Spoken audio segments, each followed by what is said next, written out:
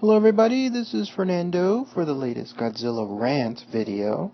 I promised for those of you on my Facebook page that I would make one regarding my latest trip to Dallas, and in this case it was for the Fan Expo, the much coveted, the much promoted, the biggest essentially Comic-Con that's within Texas right now. It was just this past weekend, so I decided on a whim to try to go test it out just for Friday and Saturday, as I had prearranged plans on Sunday, just to see how it was, because I was there last year, and this one, in this case, would again take place in the very large K. Bailey Hutchison Convention Center there in downtown Dallas. So I wanted to go ahead and try it out.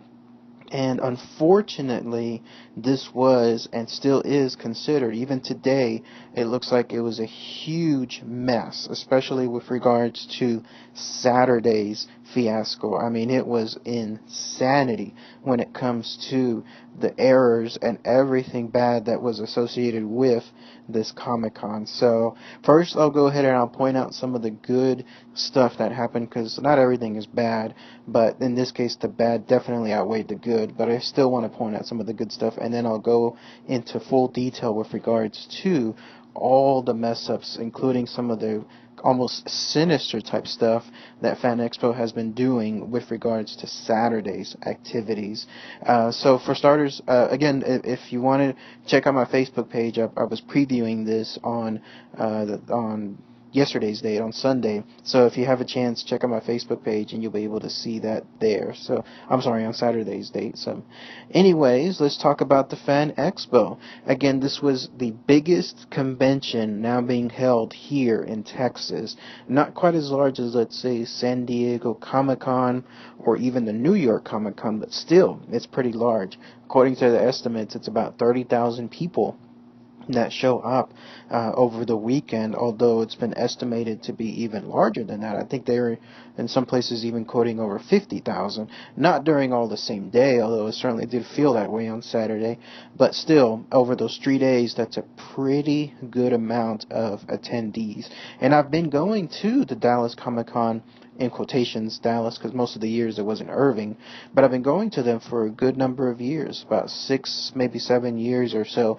I was there from the very, not to start, but close, whenever they were at some Plano Convention Center. Then they moved to the Irving Convention Center, and then finally here to the K. Bailey Hutchison Convention Center, finally in Dallas, so that way they could rightfully call themselves the Dallas Comic-Con. And each year it's been okay, like things are getting better, some things are getting a little worse. Obviously with more attendees there's going to be more headaches, more issues, more crowds, but it was always in the sense that, you know, it just comes with the trade. And in my case, it takes a lot for me to essentially be riled up about something. Like, I have a lot of patience on things.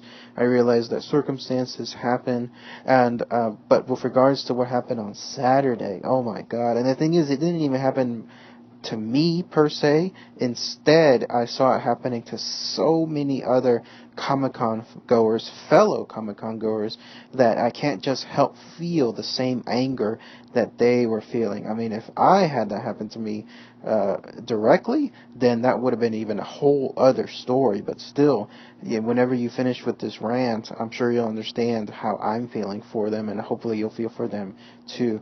For starters, first though, the good stuff that I was mentioning. So yes, as the Comic-Con was growing over the years, better guests were coming in, and that was a pretty good treat. Like in this case, finally I got to see Mark Hamill when it comes to his Q&A. Like, he was finally here in Dallas. I have no idea when he was here before.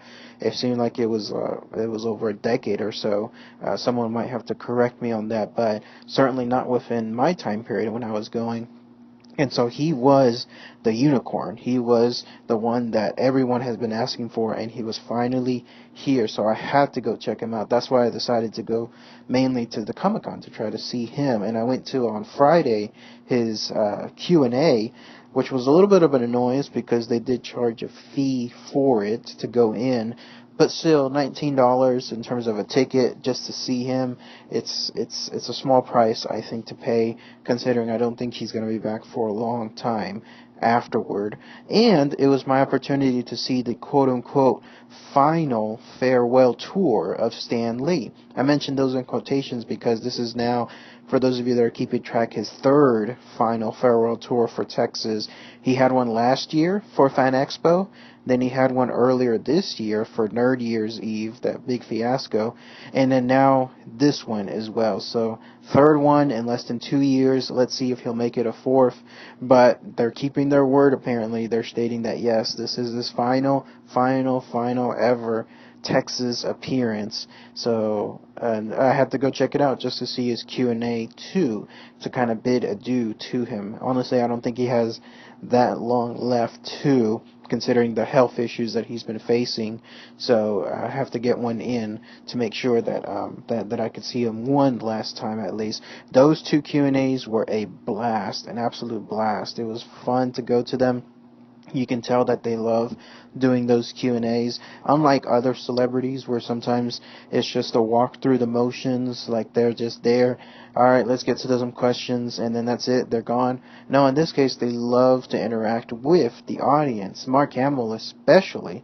I mean, he was someone that you could absolutely tell, and he said it several times in the Q&A, that this is his favorite thing to do, because unlike him, he said, having a sign almost like a robot hundreds of times and having little interaction with fans under the autographs. Here, though, on the Q&A, he's able to, what he says, relax. He can spend over an hour doing these things. And what I liked about it, too, is that the Comic-Con was kind of pressuring him to wrap it up, but he said no, like, I'm going to keep extending this because it's for you, it's for the fans. So that was a really good touch, and I got some pretty good seats. I always wait till the last minute to walk in, because then I try to see which ones on the front row but towards the corners are available, and they always are. So those are always really good seats because I get to be near the speakers, I get to see the projection close by, so win-win situation for me. Another good highlight with the Comic-Con was, of course, the cosplayers. I love now going to see the cosplayers. I'm not really much going into celebrities anymore when it comes to visiting them, because it seems like it's either you're in a cattle call or the celebrities just aren't in the mood to be, I guess, interacted with.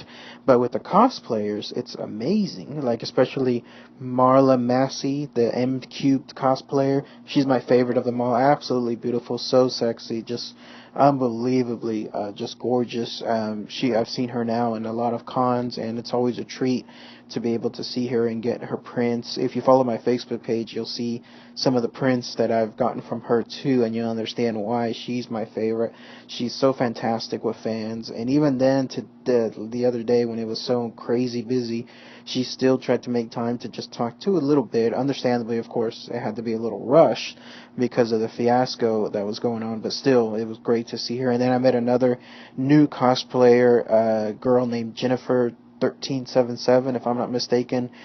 She was very nice as well. Beautiful, just absolutely stunning. And she was so kind and so warm, so it was great to see her too. I tried to see Jennifer Van Damsel, but she had a line for her, and I don't know, like, I didn't want to wait too long because I was tired of waiting on so many other things. So maybe next time, because it seems like she was here last time too. So when it comes to her being here, there's probably going to be another chance later on. But otherwise, yes, the highlight, another one, are cosplayers. I love seeing them more now. Obviously, they're easy on the eyes too, but I love seeing them now here more than celebrities themselves.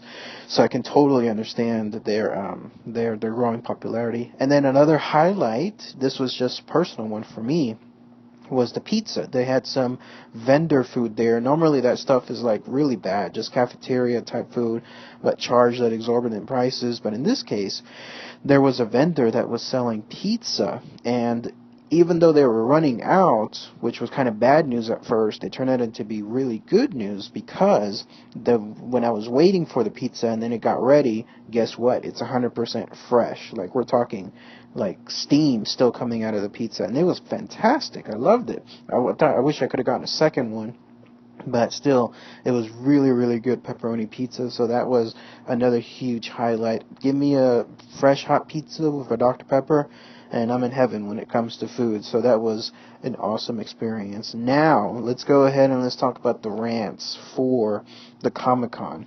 So here's everything that was really bad with what happened at Fan Expo. Friday was a breeze. It was just maybe a quarter of the audience, if I had to guess.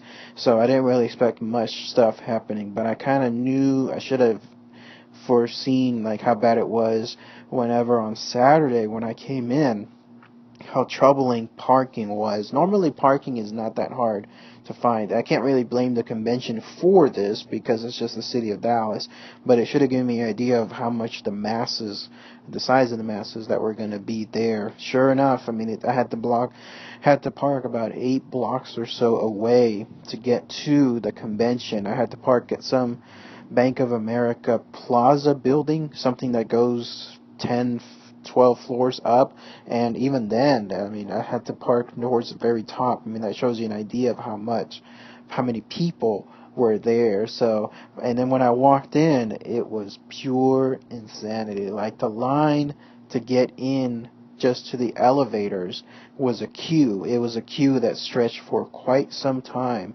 And with regards to the the escalators, even with 2 of them going non-stop, it was still a very, very long queue.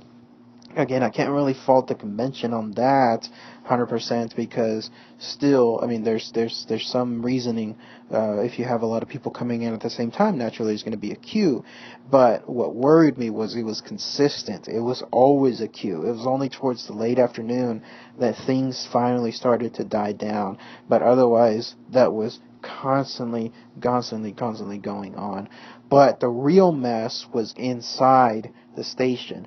If you've seen pictures, go to the Dallas Fan Expo page, and you'll know what I'm talking about. I even have one that I have posted on my Facebook page.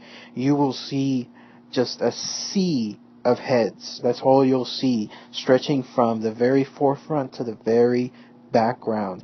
That's how it was on the inside. It was clearly oversold. It was insanely oversold. Like, I cannot give you much emphasis more than that. I mean, it was amazing to see everybody, almost it seems like all of Dallas, within one single place. And what made this even worse was, unlike last year, where the Fan Expo, they pretty much opened up the entire convention center, like they rented it or leased it out. Here, they decided to cut it in half. That shows greed. I mean, that shows that penny pinching type stuff, because here they have bigger guests than last year. They want to capitalize on those guests, but at the same time they don't want to spend the money for the auditorium for those guests. That was insane. Whenever I walked in and I saw those sea of heads, and then I looked towards, like, let's say towards my right, where half of the auditorium was draped over, unused, it made me scratch my head, like wondering what's going on. Why was this auditorium cut in half? Everybody was mentioning that too on the Fan Expo website, because everybody that was there last year for what was considered a big event as well, it was mentioned how many times that it was very spacious last year. Like, it was great to walk through. It was easy to do so. Now you had nothing. All you had was a sea of people that you had to wade through. There's no exaggeration on this part, but when it came to getting from point A to point B, in this case from the escalator, the top of the escalator, to the entrance, which was only one entrance for general admission. Here you have tens of thousands of people all trying to get into that one single entrance. It took 10 to 15 minutes just to get through one portion of one simple hallway. I'm not exaggerating when it comes to that. Imagine the worst gridlock traffic that you can. And on top of that, you had the vendors, in this case the food vendors, within that very same hallway. And on top of that, you had the dining tables within that very same hallway. So what should have been a very ample hallway, enough for everyone to walk through, was suddenly cut by a portion because of those tables, was cut by another portion because of the vendors, and then finally you had the entire audience crammed into going to one single entrance.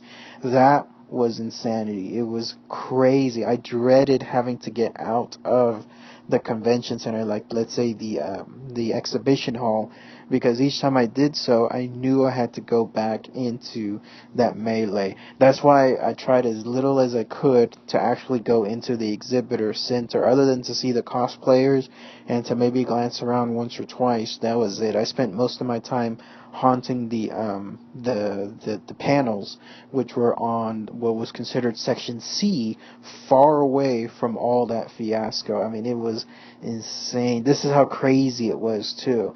Apparently somebody, and this is unconfirmed, I don't know if they either A, fainted, or B, had seizures, but there were multiple people that were having issues with all this crampedness. Like, they were claustrophobic, like, and rightfully so. Like, when it came to them having anxiety attacks from it, like, I cannot express how tightly packed it was. I had to bring in my shoulders in order to make sure that I could move along. Imagine that. Like, imagine being stuck shoulder to shoulder, neck to neck, with all these people around you, and it goes on to the very far distance, as far as you can see, with regards to that crampiness. I mean, that was crazy. Like, that's why some people, including one person, apparently fainted, and then another person had an anxiety, like a, not anxiety, what is it called, a seizure, because of the situation.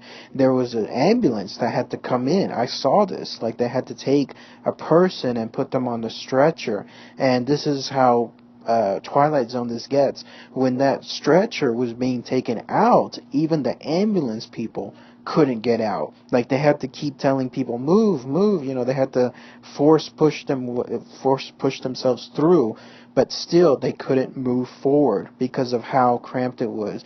That makes me wonder, how in the heck did this convention not get shut down?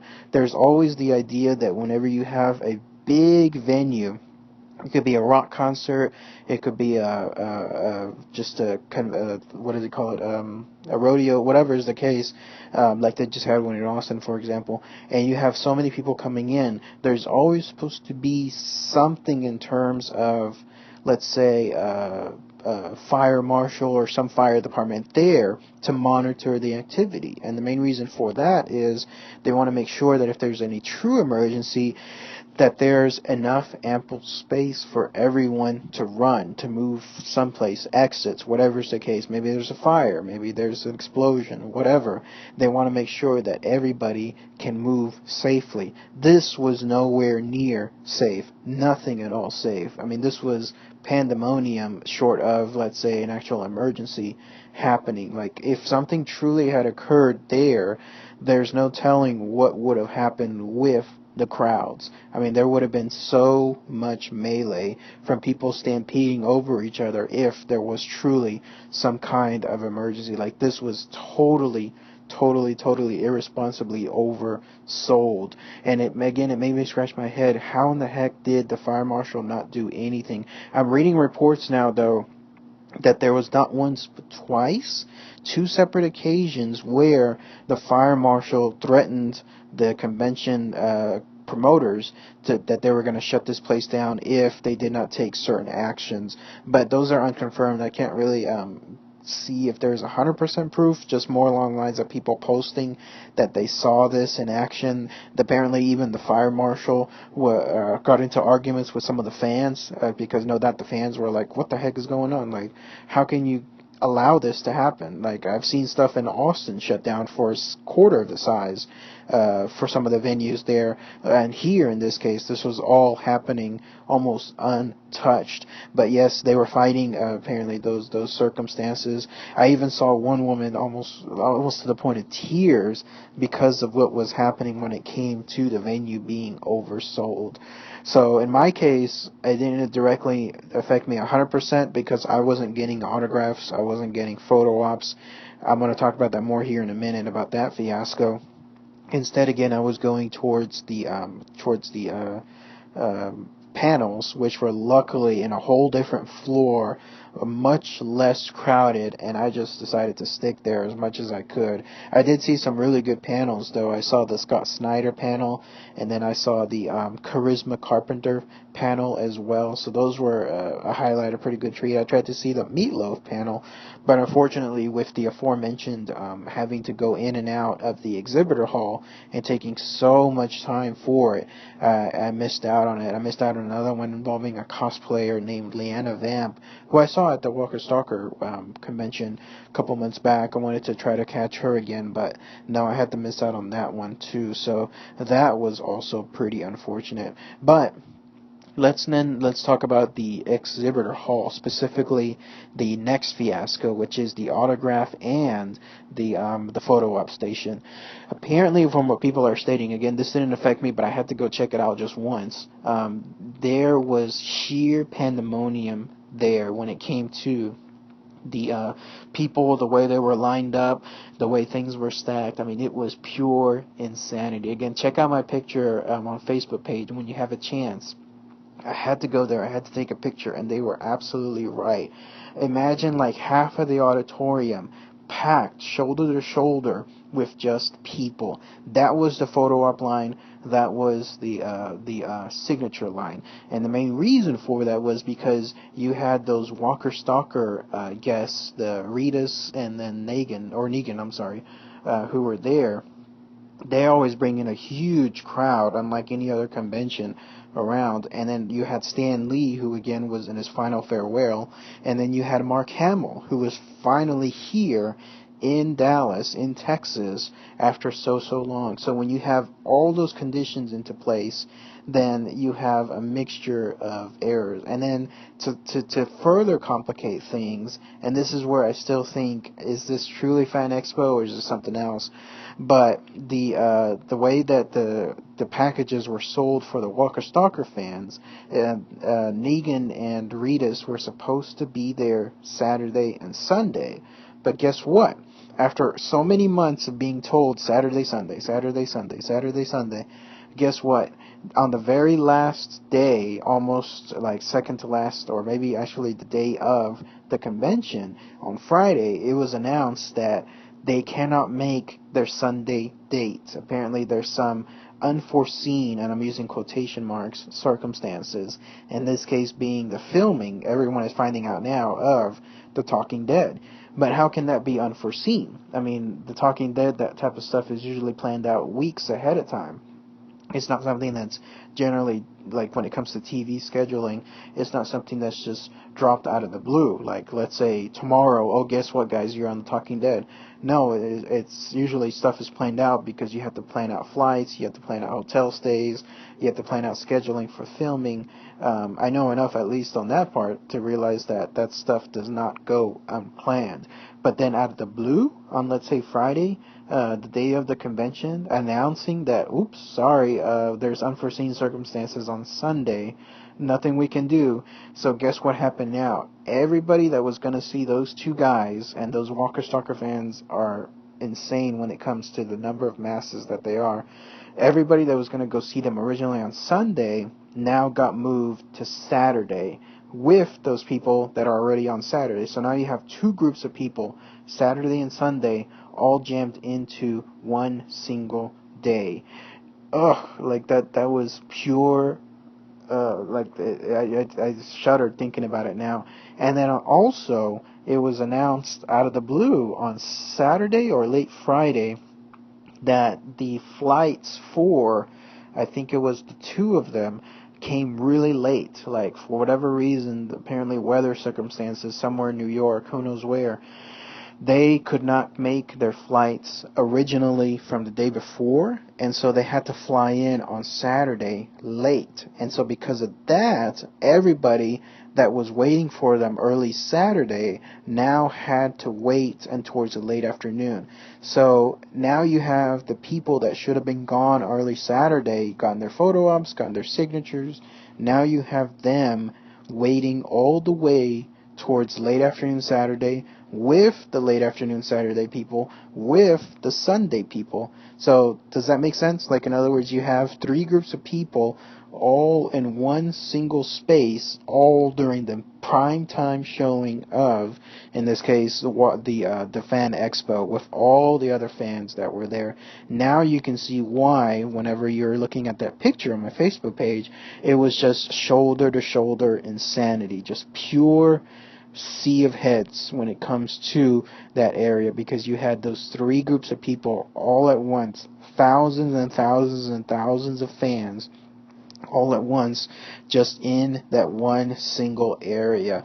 And unfortunately for everyone else, like, let's say people that were there for Stan Lee, people that were there for Elijah, no, never mind, she ended up canceling, but for some of the other stars that were there, that's the same area. Everyone was crammed into that same place.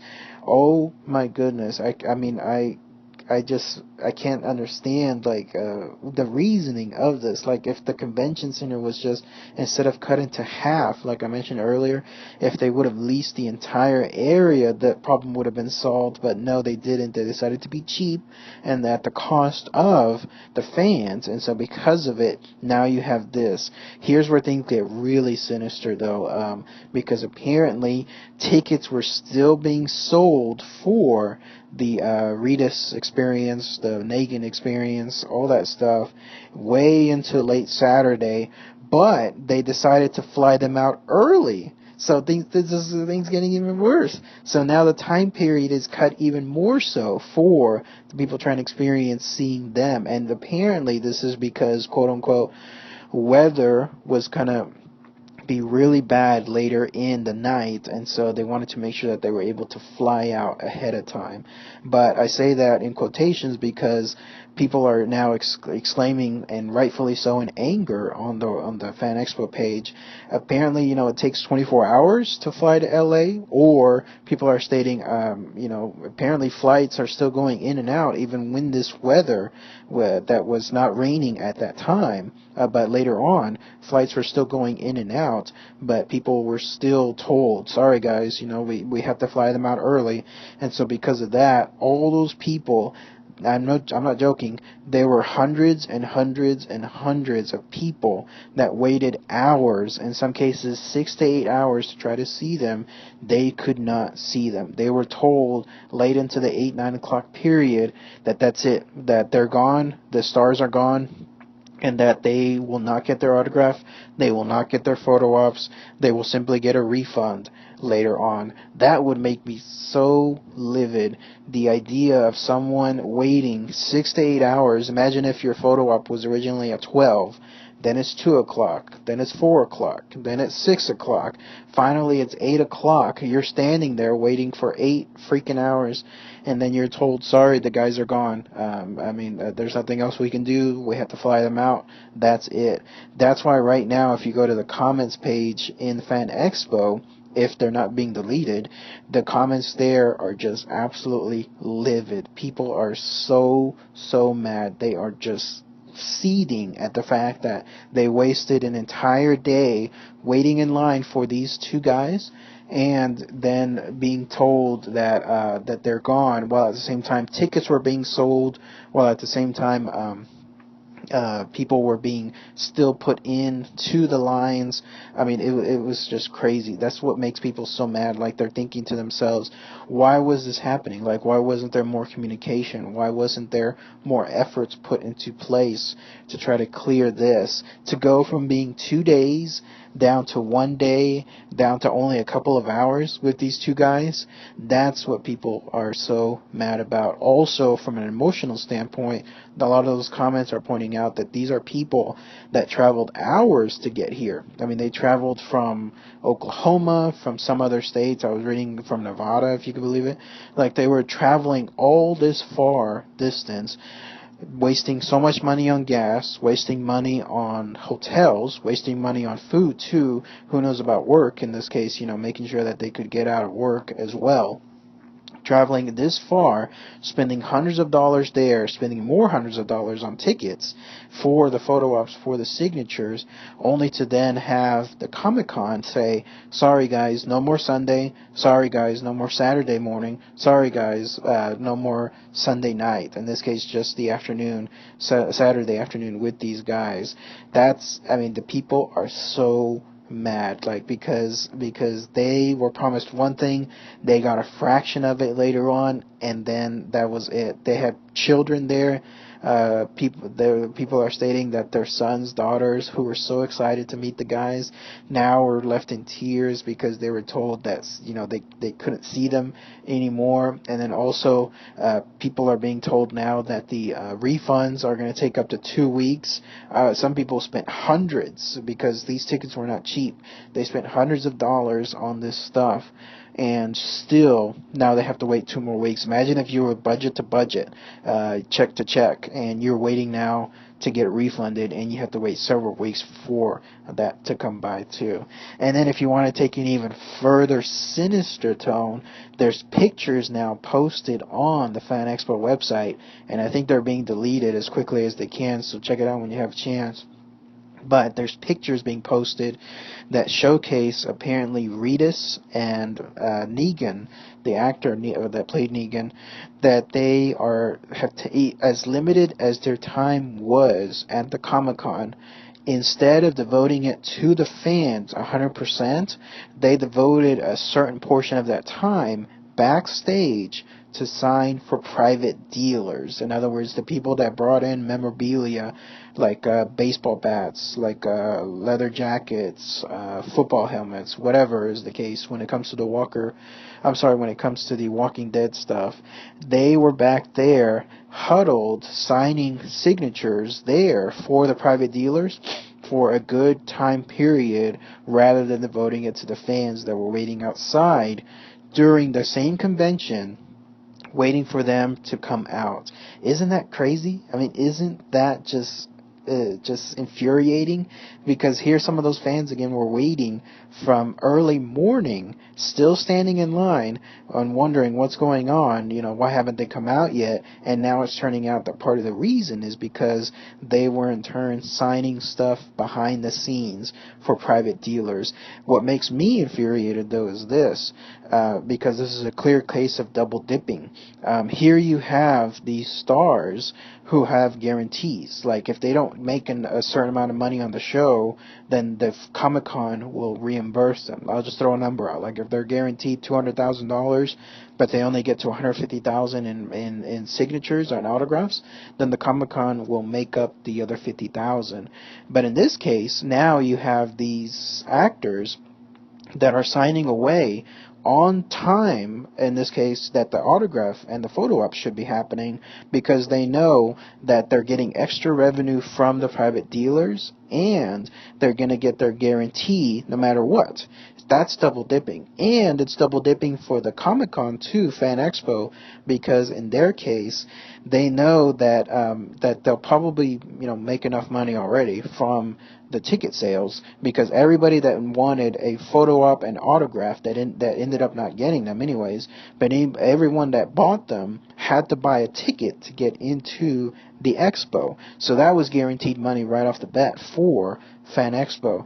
And instead of them trying to please and make sure that they could honor, in this case, the agreement for the fans, and have them out there signing away and doing photo ops for the people that paid for this, instead now the Fan Expo, it's been rumored, was getting a cut from these private signings. So they're double dipping too. So in other words, they're having the Negan actor and Reedus backstage signing away, because now Fan Expo could get an extra cut of some money too, all the while still collecting all the tickets that the fans that are out there waiting 8 hours plus got paid, and collecting money from the photo ops and the autographs that were prepaid as well. Really sinister stuff. This is the stuff that is just so shady. I can't tell 100% that this is confirmed, but the pictures are there. Go to Fan Expo, to the visitor page, and you'll see them. Like, people are posting them there, showcasing